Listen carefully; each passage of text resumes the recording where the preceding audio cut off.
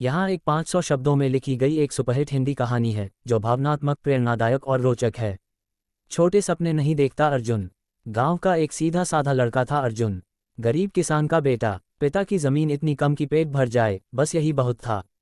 माँ दिन रात घर घर जाकर सिलाई करती, लेकिन अर्जुन की आंखों में कुछ अलग चमक थी। वो कुछ बड़ा करना चाहता था, कुछ ऐसा जिससे उसके माँ बाप का सिर गर्व से ऊंचा हो। स्कूल में अर्जुन शुरू से होशियार था। किताबें उसकी सबसे बड़ी दोस्त थीं। उसके पास मोबाइल नहीं था, इंटरनेट नहीं था, लेकिन उसके पास था जुनून। वो कहता, छोटे सपने देखने से अच्छा है खुली आंखों से बड़ा सपना देखो और उसे पूरा करने की जिद रखो। गांव वाले हंसते थे, बड़ा अफसर बनेगा, पहले खेत में हल चला ले तब देखेंगे। लेकिन अर्जुन चुपचाप अपनी किताबों में डूबा रहता। 12वीं में अर्जुन ने टॉप किया। सरकारी स्कॉलरशिप मिली और शहर की यूनिवर्सिटी में दाखिला मिल गया। माँ बाप ने सोने की चूड़ी बेच दी ताकि उसका दाखिला हो सके। माँ बोली, बेटा हमारे पास देने को धन नहीं, लेकिन दुआएं बहुत हैं। अर्जुन की आंखें नम हो गईं। शहर में संघर्ष और भी बढ़ गया। कभी भूखा सो जाता, कभी ट्यूशन पढ़ाकर खुद का खर्चा चलाता।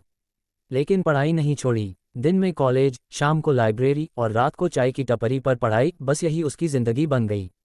3 साल बाद उसने यूपीएससी की तैयारी शुरू की।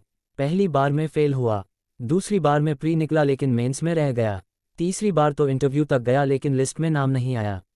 लोग कहने लगे, अब छोड़ दे बेटा, बहुत हुआ। लेकिन अर्जुन नहीं रुका। चौथी बार पूरे गांव की निगाहें उसके रिजल्ट पर थीं।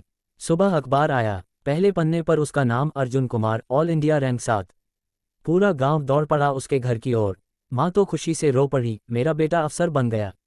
अर्जुन ने उस दिन कहा, मेरे जैसे लाखों बच्चे हैं जो सपने देखते हैं लेकिन हालात हारने को मजबूर करते हैं।